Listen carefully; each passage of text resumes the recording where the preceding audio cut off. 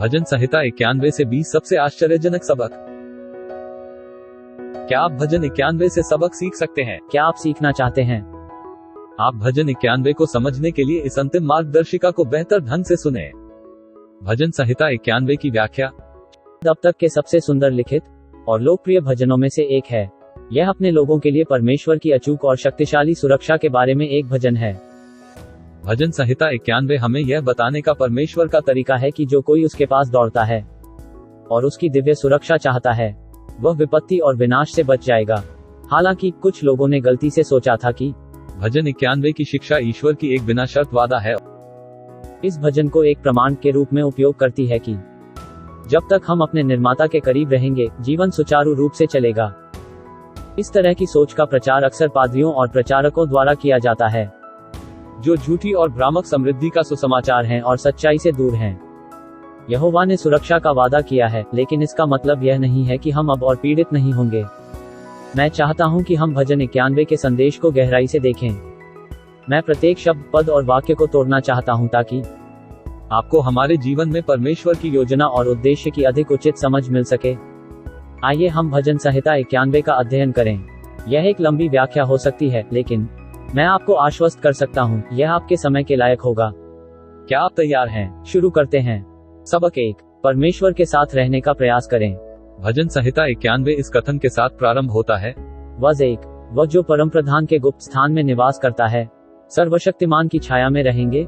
वज 1 हमें बताती है कि वह जो निवास करता है, यह स्पष्ट रूप से कहता है वह जो परमप्रधान के गुप्त स्थान में रहता है। यह परमेश्वर के क्षेत्र में रहने की सक्रिय इच्छा को दर्शाता है। इसका मतलब है कि आप पापों के सुख का आनंद लेते हुए परमेश्वर के गुप्त स्थान में नहीं रह सकते। यह उस तरह से काम नहीं करता है। आप एक दिन परमेश्वर के पास नहीं रह सकते हैं और अन्य दिनों में आप आध्यात्मिक शत्रुओं के साथ सो रहे हैं। आपको यह निर्णय लेने की आवश्यकता है कि आप परमेश्वर के साथ रहना चुनते हैं, न केवल अस्थायी रूप से, बल्कि अच्छे के लिए। इसका मतलब है कि आप परमेश्वर की संगति को अपना स्थायी निवास बनाते हैं। सक्रिय रूप से परमेश्वर की उपस्थिति की तलाश करें। आपके पास परमेश्वर के साथ रहने की ज्वलंत इच्छा, आग्रह और जुनून होना चाहिए। सबक 2, परमेश्वर का नाम और उपाधियां उसके चरित्र को प्रकट करती हैं। परमेश्वर के 4 नामों पर ध्यान दीजिए। 1, परमप्रधान। उत्पत्ति अध्याय 14 की वज 18। शालेम का राजा मेल्कीसेदेक, जो परमप्रधान ईश्वर का याजक था, रोटी और दाखमधु ले आया। 2, सर्वशक्तिमान। उत्पत्ति अध्याय 17 की वज 1। जब अब्राम 99 वर्ष का हुआ, यहोवा ने उससे बात की। यहोवा ने कहा, मैं सर्वशक्तिमान परमेश्वर हूँ, मेरे लिए ये काम करो, मेरी आज्ञा मानो और सही रास्ते पर चलो। 3, यहोवा। उत्पत्ति अध्याय 2 की वज 4। यह पृथ्वी और आकाश का इतिहास है। यह कथा उन चीजों की है जो यहोवा परमेश्वर द्वारा पृथ्वी और आकाश बनाते समय घटित हुई। 4, परमेश्वर। उत्पत्ति अध्याय 1 की वज 1। आदि में परमेश्वर ने आकाश और पृथ्वी को बनाया। ये सभी वर्णनात्मक शीर्षक और नाम परमेश्वर के चरित्र में एक विशेष अंतर्दृष्टि प्रदान करते हैं। यह हमें पूर्ण आश्वासन भी देता है कि परमेश्वर वास्तव में सबसे शक्तिशाली और सर्वोच्च है, जो हर समय हमारी रक्षा करेंगे। अब आइए देखें कि उन नामों या उपाधियों का क्या अर्थ है। 1, परमप्रधान। हिब्रू में यह एलियन है। इसका अर्थ है ऊंचा और सर्वोच्च। परम प्रधान अन्य सभी अधिकारियों पर ईश्वर के सर्वोच्च अधिकार को दर्शाता है। 2, सर्वशक्तिमान। हिब्रू में यह शाडे है। इसका अर्थ है सबसे शक्तिशाली। यह दर्शाता है कि विशाल ब्रह्मांड में ईश्वर से बड़ी कोई शक्ति नहीं है। 3, यहोवा। हिब्रू में इसे YHWH लिखा जाता है। अधिकांश विद्वान इस बात से सहमत होंगे कि इसे यहोवा के रूप में उच्चारित किया जाता है। YHWH का शाब्दिक अर्थ है स्व अस्तित्व या शाश्वत। यहोवा नाम का अर्थ ही परमेश्वर के शाश्वत स्वभाव से है। वह भौतिक दायरे से बाहर है। वह समय, स्थान और पदार्थ से सीमित नहीं है। यहोवा का न आदि है और न अंत। 4, परमेश्वर। इब्रानी शब्द एलोहीम से आया है। इसका मूल अर्थ ईश्वर है। हमको हमेशा इसे ध्यान में रखना चाहिए। हम पूर्ण आश्वासन प्राप्त कर सकते हैं कि यहोवा परम प्रधान, सर्वशक्तिमान और परमेश्वर हमारे पक्ष में हैं। वह वही है जो हमारी रक्षा कर रहे हैं। भले ही आप दुनिया की सभी ताकतों और शैतान की दुष्ट युक्तियों भी एक साथ आप पर हमला करें, आप आश्वस्त हो सकते हैं कि कुछ भी आपको मात नहीं दे सकता। हमें खतरे से बचाने की परमेश्वर में क्षमता है। सबक 3, ईश्वर आपको छिपे खतरों से बचाता है। शिकारी जानवरों को पकड़ने के लिए छिपे हुए जाल का उपयोग करते हैं। एक भोला जानवर आसानी से पकड़ा और मारा जा सकता है। परमेश्वर यह घोषित कर रहे हैं कि वह हमें छिपे हुए खतरों से बचाने में सक्षम है। वह हमें उस विनाश से भी बचा सकता है जिसके अस्तित्व बारे में हमने कभी सोचा भी नहीं था। क्या आपने कभी सोचा है कि बिना जाने कितनी बार परमेश्वर ने आपको बचाया है? न जाने कितनी बार परमेश्वर ने हमें कुछ ऐसा करने के लिए प्रेरित किया होगा। अगर हमने नहीं किया होता तो हमारा नुकसान हो सकता था। शायद एक कारण था कि आप एक नई कार खरीदने या दुनिया भर में यात्रा करने का जोखिम नहीं उठा सकते थे। क्योंकि हो सकता है अगर आप उन चीजों को करने में सक्षम होते तो आपके साथ कुछ बुरा हो सकता था। एक बार एक आदमी था जिसने नौकरी छोड़ दी क्योंकि उसके मालिक ने उसे रविवार को चर्च जाने की छुट्टी नहीं दी। 3 महीने बाद जिस कार्यालय में वह पहले काम करता था, लगभग 40 लोगों की मौत हो गई। अब मेरा दृढ़ विश्वास है कि बहुत देर होने से पहले परमेश्वर से उस स्थान से दूर ले गए। एक समय ऐसा भी था जब किसी ने मुझे बहुत ही सस्ता घर ऑफर किया था। मैं बुरी तरह से घर चाहता हूँ, लेकिन मेरे पास पैसे नहीं हैं। महीनों बाद हमारे शहर में एक तूफान आया और वह घर विपत्ति से नष्ट हुई संपत्तियों में से एक था। ये कुछ ऐसे तरीके हैं जिनसे परमेश्वर हमें छिपे हुए खतरों से बचाता है। यह खतरे हम पर बहुत भारी पड़ सकते थे अगर हमारा रिश्ता सच्चे परमेश्वर के साथ न होता। यह हमें सिखाता है कि परमेश्वर की आज्ञा का पालन करना और हमारे जीवन में उसकी इच्छा का पालन करना हमें सभी प्रकार की बुराइयों से और नुकसान से बचाता है। सबक 4, ईश्वर आपको खुले खतरों से बचाता है। यदि ईश्वर छिपे हुए खतरों से हमारी रक्षा कर सकता है तो यह निश्चित है कि वह स्पष्ट और खुले खतरों से भी हमारी रक्षा कर सकता है। हम भजन 91 के इस वादे को भी पढ़ सकते हैं, तू न रात के भय से डरेगा और न उस तीर से जो दिन में उड़ता है और न उस मरी से जो अंधेरे में फैलती है और न उस महारोग से जो दिन दोपहरी को उजड़ता है। हम देख सकते हैं कि ईश्वर हमें उस विनाश से बचाता है जो स्पष्ट रूप से और खुले तौर पर बर्बादी करता है। खतरा चाहे महामारी से आए या युद्ध से, हमें मन की शांति मिल सकती है कि परमेश्वर इन खतरों से गुजरने में हमारी मदद करेगा। भले ही हम कट जाएं या हमारी जान चली जाए, हमें अभी भी डरने की कोई बात नहीं है। परमेश्वर ने हमें एक बेहतर जीवन की आशा दी है, उसके राज्य में एक बेहतर पुनरुत्थान। सबक 5, ईश्वर आपको बीमारियों से बचाता है। मनुष्य के पूरे इतिहास में हमने देखा है कि कैसे अरबों लोगों के जीवन में बीमारियों ने लाखों लोगों के जीवन को बर्बाद किया है। हम सभी जानते हैं कि बीमारियां कितनी दर्दनाक और असुविधाजनक है। शुक्र है, बीमारियों से बचने के लिए हम हमेशा परमेश्वर की सुरक्षा मांग सकते हैं। हम भजन संहिता 91 में पढ़ते हैं, वह तो तुझे बहेलिए के जाल से और महामारी से बचाएगा, तू न रात के भय से डरेगा और न उस तीर से जो दिन में उड़ता है और न उस मरी से जो अंधेरे में फैलती है और न उस महारोग से जो दिन दोपहरी में उजाड़ता है।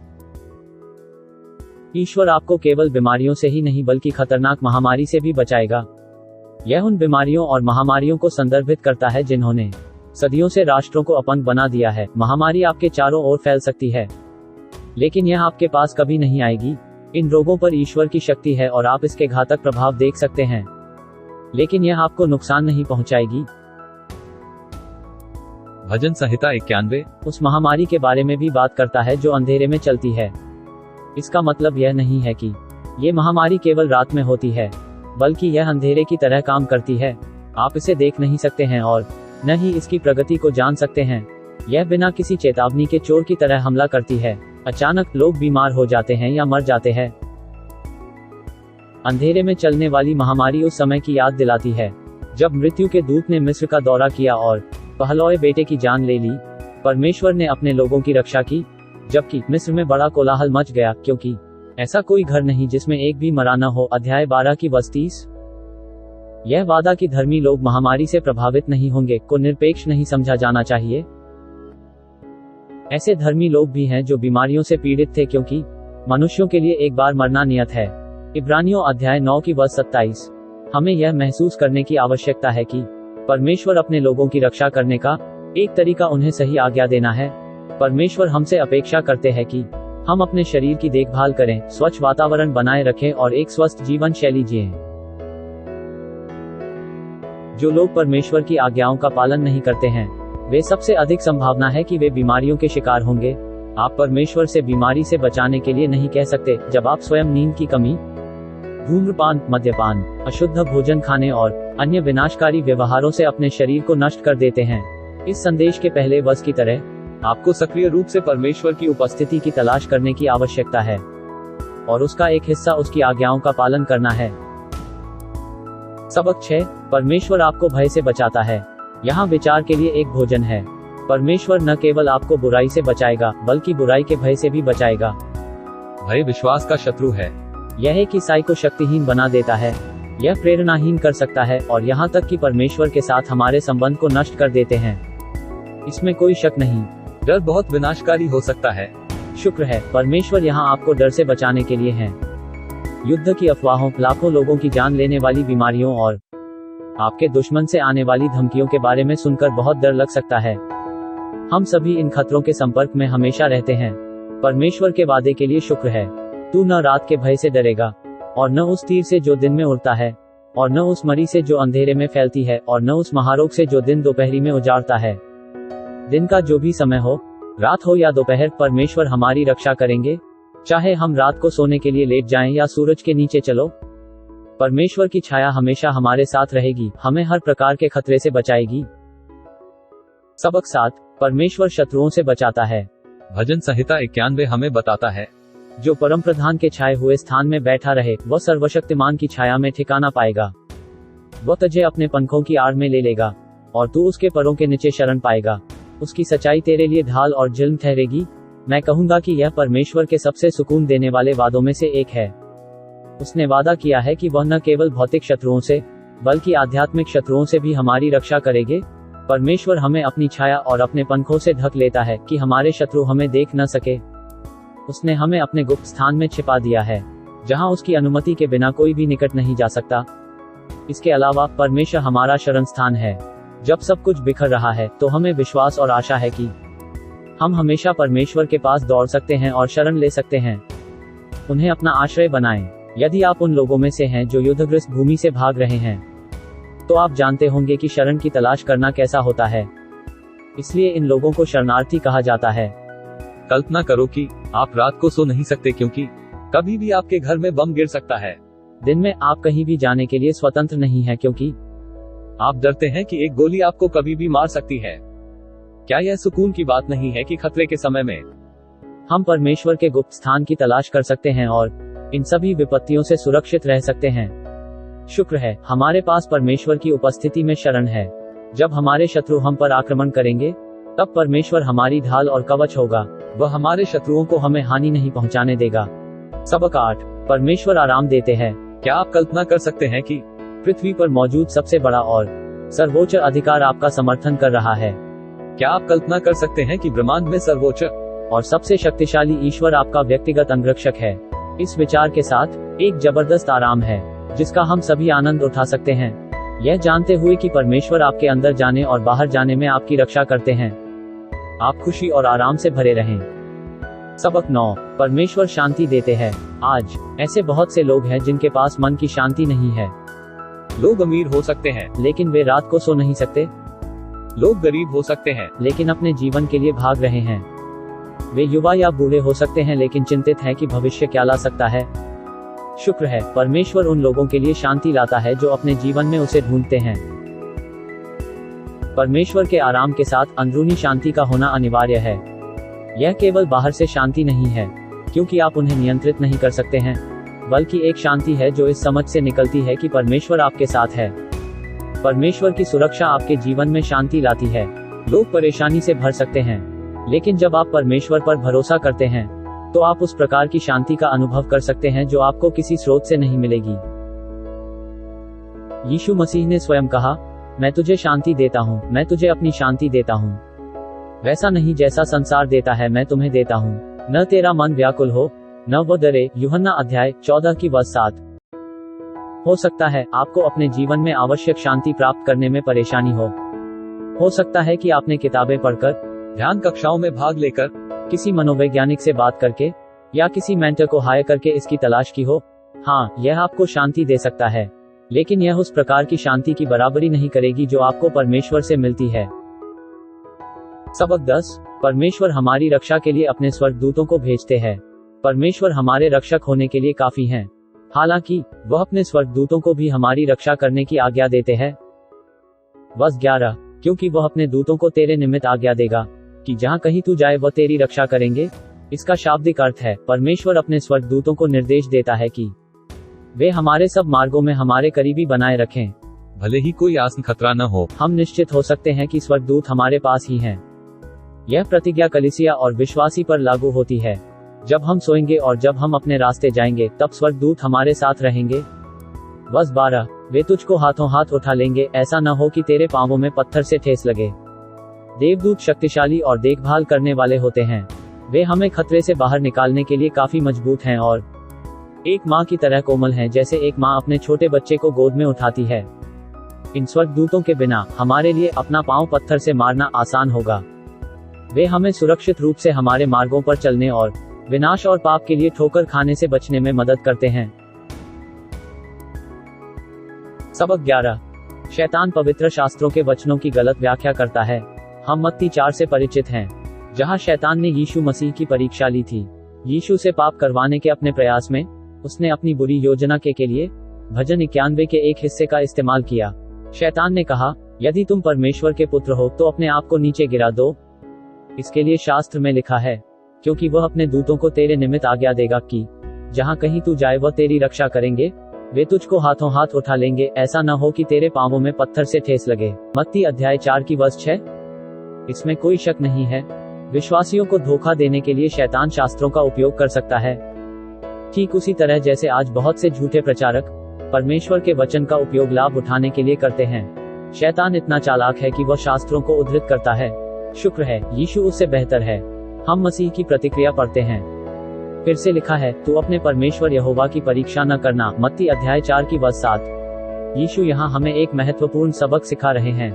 हाँ, परमेश्वर के पास हमें सभी प्रकार के खतरों से बचाने की क्षमता है, लेकिन हमें अपनी भूमिका निभाने के लिए पर्याप्त रूप से जिम्मेदार भी होना चाहिए।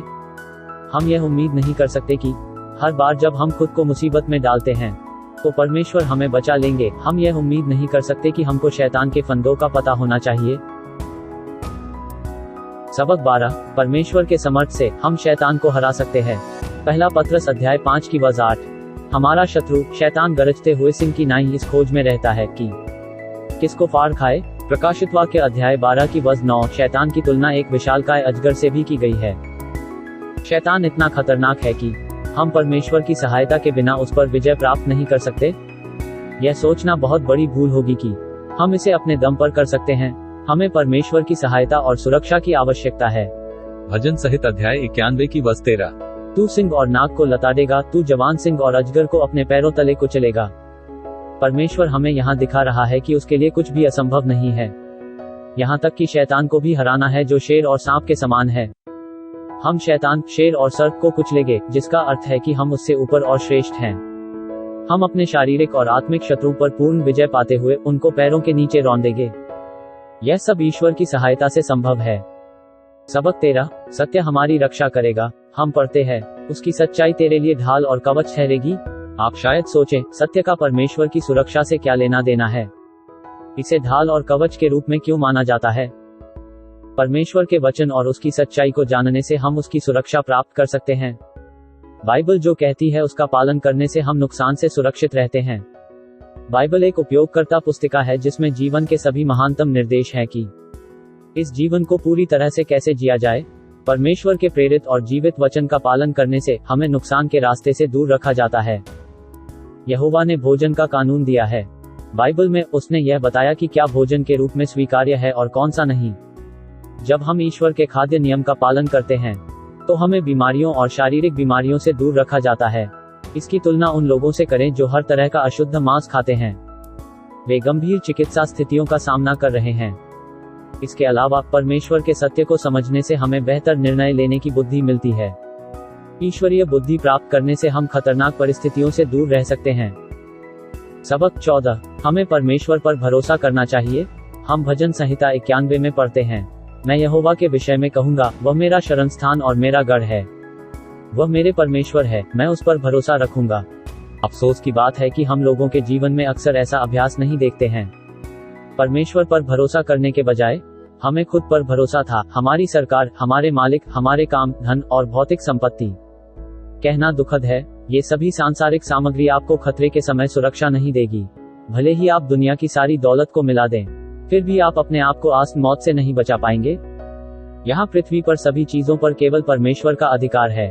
वह आपको जीवन देने और आपको हर समय सुरक्षा प्रदान करने की क्षमता रखता है। इस प्रकार भजनकार ने भजन 91 में घोषणा की, वह मेरा परमेश्वर है, मैं उस पर भरोसा करूंगा। परमेश्वर पर भरोसा करना महज जुमलेबाजी से बढ़कर है, यह एक विश्वास से बढ़कर है। परमेश्वर पर भरोसा करने का मतलब है अपना जीवन उसे समर्पित करना और उसे अपने जीवन का मार्गदर्शन करने दें। सबक 15, हमें परमेश्वर से प्रार्थना करने की जरूरत है। भजन संहिता 91 वर्ष 15 से हमको पता चलता है कि जब वह मुझे पुकारे तब मैं उसकी सुनूंगा। परमेश्वर हमारी रक्षा करने के लिए हमेशा तैयार हैं, पर हमें प्रार्थना के माध्यम से उनकी मदद मांगने की जरूरत है। इसका मतलब यह नहीं है कि जब तक हम उसकी सुरक्षा नहीं मांगते तब तक ईश्वर शक्तिहीन है, लेकिन हमारी रक्षा करने में ईश्वर का अंतिम उद्देश्य उनके साथ एक प्रेमपूर्ण और घनिष्ठ संबंध बनाना है। जब हम परमेश्वर को अपना आश्रय और अपना निवास स्थान बनाते हैं तो हम हमेशा उसे पुकार सकते हैं, क्योंकि हमने पहले से ही परमेश्वर के साथ एक घनिष्ठ संबंध को बढ़ावा दिया है। हम हमेशा उनका नाम पुकार सकते हैं और वह हमें उत्तर देंगे। सबक 16, संकट में परमेश्वर तुम्हारे साथ है। भजन संहिता 91 15 से हमको पता चलता है कि संकट में उसके संग रहूंगा, मैं उसको छुड़ाऊंगा और उसकी महिमा बढ़ाऊंगा। हमें यह समझना चाहिए कि एक समय ऐसा भी आएगा जब परमेश्वर हमें हमारी समस्याओं से तुरंत नहीं छुड़ाएगा। कभी कभी वह हमें मुसीबत में डाल देता है ताकि हम महत्वपूर्ण सबक सीख सकें। याद रखें, ईश्वर दुख की अनुमति देता है ताकि हम ईश्वरीय चरित्र का विकास कर सकें। परमेश्वर हमें सहज रखने के बजाय हमारे चरित्र के निर्माण से अधिक सरोकार रखता है। इसलिए हम उम्मीद कर सकते हैं कि एक ईसाई का जीवन हमेशा गुलाब का बिस्तर नहीं होता है।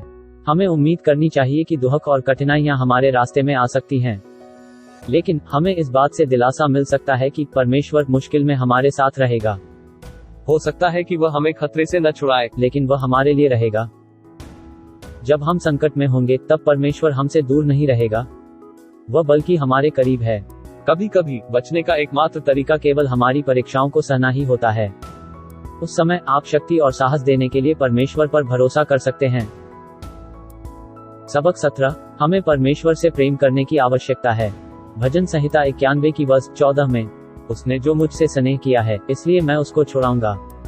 हमें अपने प्रेम को परमेश्वर पर स्थापित करने की आवश्यकता है। हिब्रू शब्द सबसे मजबूत लगाव को व्यक्त करता है और हमारी अभिव्यक्ति के बराबर है। प्यार में पड़ना, यह यहाँ इस तथ्य को संदर्भित करता है कि परमेश्वर अपने लोगों की ओर से सर्वोच्च स्नेह का पात्र है, और इसका यह भी अर्थ है कि यह बात उनके हृदय से निकलती है कि उन्होंने उसके चरित्र में ऐसी सुंदरता देखी है और उसके लिए इतनी तीव्र इच्छा है कि उनके हृदय उसके प्रति स्नेह से भरे हुए हैं। मत्ती अध्याय 22 की वर्ष 37 में यीशु ने स्वयं कहा था कि सबसे बड़ी आज्ञा है कि अपने परमेश्वर यहोवा से अपने सारे मन और अपने सारे प्राण और अपनी सारी बुद्धि के साथ प्रेम रखना। हमें परमेश्वर से केवल 50%, 75% या 95% से ही प्रेम नहीं करना चाहिए। हमें उसे अपने पूरे अस्तित्व के 100% के साथ प्यार करना चाहिए। सबक 18, परमेश्वर को जानो। भजन संहिता 91 की वर्ष 14 में, मैं उसे ऊंचे स्थान पर स्थापित करूंगा क्योंकि उसने मेरा नाम को जान लिया है। परमेश्वर हमारे साथ एक व्यक्तिगत संबंध विकसित करना चाहते हैं। अगर हम परमेश्वर का नाम भी नहीं जानते हैं तो हम ऐसा कैसे कर सकते हैं? इस वर्ष का एक और मतलब यह है कि हमें उसका नाम, उसके वास्तविक चरित्र, क्षमता और इच्छाओं को जानना चाहिए। जब हम परमेश्वर को उसके वचन को पढ़कर और सीखे गए पाठों पर मनन करके जानते हैं तो हमारे जीवन में बेहतर चुनाव करने की संभावना अधिक होती है। तब परमेश्वर के पास सभी प्रकार की बुराइयों से हमारी रक्षा करने का एक बेहतर तरीका होता है। सबक 19, परमेश्वर दुष्टों का अंत करता है। वर्ष 7 और 8, तेरे निकट 1000 और तेरी दाहिनी ओर 10,000 गिरेंगे, परंतु वह तेरे पास न आएगा। परंतु तू अपनी आंखों से दृष्टि करेगा और दुष्टों के अंत को देखेगा। ईसा मसीह इस धरती पर लौट आएंगे। प्रकाशित वाक्य अध्याय 22 की वर्ष 12 में, और देखो मैं शीघ्र आ रहा हूँ और प्रतिफल मेरे पास है कि हर एक को उसके काम के अनुसार दे। सभी को उनके कर्मों के अनुसार फल मिलता है। दुष्टों के लिए वह इनाम पूर्ण विनाश होगा। धर्मी अपने अधर्मी मार्गों का फल देखेंगे। परमेश्वर ने प्राकृतिक नियम निर्धारित किए हैं कि आप जो कुछ भी बोएंगे वही काटेंगे। परमेश्वर को कुछ नहीं करना है। दुष्टों को स्वाभाविक रूप से उनके बुरे कामों का फल मिलेगा। यदि उन्होंने बुराई बोई है तो वे भी बुराई ही काटेंगे। दुष्टों को दुखी देखकर परमेश्वर को आनंद नहीं आता।